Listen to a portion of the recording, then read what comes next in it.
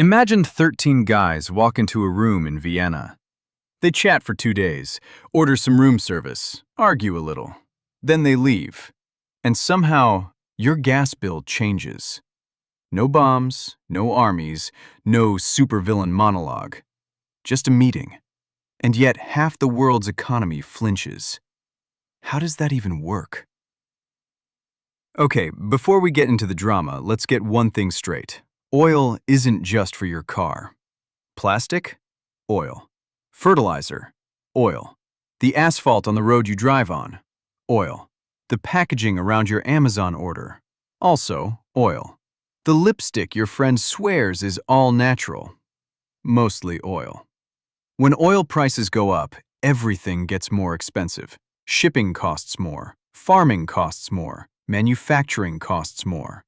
And all of that cost gets passed down to you, the person just trying to buy a bag of chips at the supermarket.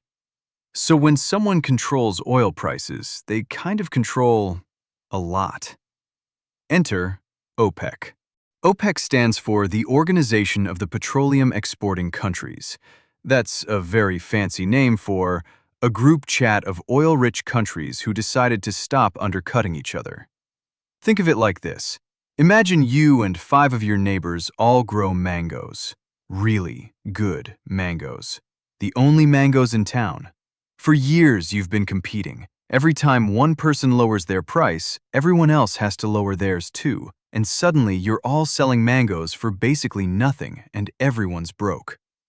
Then one day someone says, "Hey, what if we just agreed on a price?" That's OPEC. But instead of mangoes, it's oil. And instead of your neighborhood, it's the entire planet. Back in the 1950s, the Middle East was sitting on the largest oil reserves ever discovered. Saudi Arabia, Iraq, Iran, Kuwait, Venezuela, absurd amounts of oil. But here's the twist. They weren't the ones profiting from it.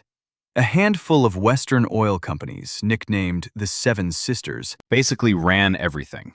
They drilled the oil, they sold the oil, they set the price. And they handed the local countries whatever they felt like. It was like if someone found gold in your backyard, built a fence around it, and then occasionally tossed you some coins. Eventually, people got tired of the coins. In 1960, 5 countries sat down and said, "Okay, enough. We have the oil, we should have the power." And OPEC was born. 5 founding members with one very simple idea: work together or keep getting played. Today, 13 members, controlling about 40% of the world's oil supply. Here's the beautiful, slightly evil genius of it. OPEC controls prices not by selling more oil, but by selling less. Every few months, the energy ministers of all 13 countries fly to Vienna. They sit around a very long, very serious table. They argue for days about one single number. How many barrels do we pump per day? Pump more leads to more supply, leads to prices go down. Pump less leads to less supply, leads to prices go up. That's it.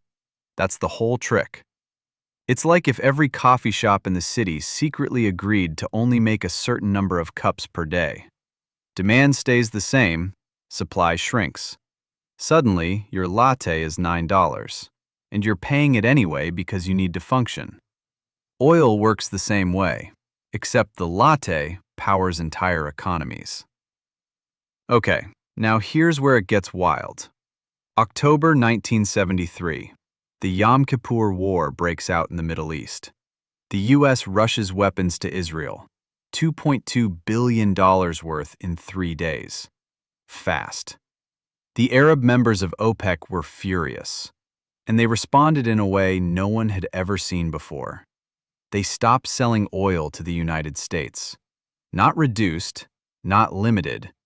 Stopped. Full embargo. Within weeks, oil went from $3 a barrel to $12. A 300% price increase. In months. And America completely lost its mind. Gas stations ran out of fuel. Ran out. Lines stretched for miles. People were fighting each other at pumps. The government had to introduce rationing. If your license plate ended in an odd number, you could only buy gas on odd-numbered days. The most powerful country in the world was being held hostage by a supply decision made in a meeting room. Random American driver. I've been waiting in line for 3 hours. Gas station worker. We ran out an hour ago. Have a nice day. The embargo lasted 5 months, but the lesson lasted forever. The world finally understood oil isn't just fuel. Oil is power. And OPEC had just demonstrated exactly how to use it. But wait, can't people just find oil somewhere else? Great question. And yes, they tried.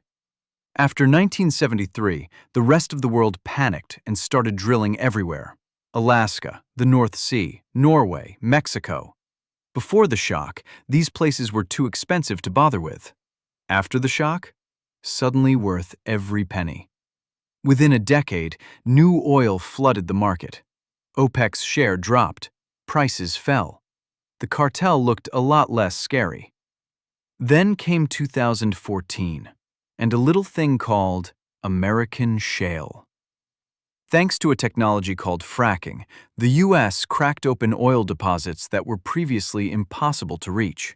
And America, the country OPEC had embarrassed in 1973, became the world's largest oil producer, bigger than Saudi Arabia, bigger than Russia. OPEC's response? A full-on price war.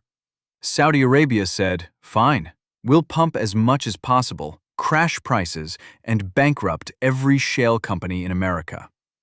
It worked. Hundreds of U.S. shale companies went broke between 2015 and 2016. But here's the thing about American shale companies. They didn't die. They got cheaper, leaner, meaner. Within 2 years, they were back and producing more than before. Saudi Arabia spent 3 years and hundreds of billions of dollars trying to crush a competitor. The competitor survived and thrived. Saudi Finance Minister. Was this the plan? Saudi Oil Minister. Define plan. So, after all that, is OPEC still a big deal? Short answer, yes. Very yes. In 2016, OPEC did something smart. They stopped going it alone. They teamed up with Russia and 9 other non-members to form OPEC+, now controlling over 50% of global oil supply. When COVID hit in 2020 and oil demand collapsed, OPEC+ slashed production by nearly 10 million barrels a day, the largest cut in history. Oil prices stabilized, economies stayed alive. When war broke out in Ukraine in 2022 and Western countries begged Saudi Arabia to pump more oil to lower prices, Saudi Arabia basically said, "We'll think about it," and then didn't. President Biden flew to Saudi Arabia personally. Saudi Crown Prince MBS, "We'll see." Biden, "Please." MBS, "We'll see." OPEC doesn't care about your politics. It cares about its members' profits. That's it. That's the whole strategy. OPEC isn't magic. It's just coordination.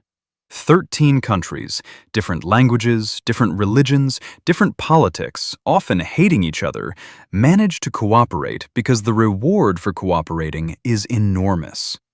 It's the same reason any group of competitors sometimes acts like friends, when the alternative is everyone losing. And for the rest of us?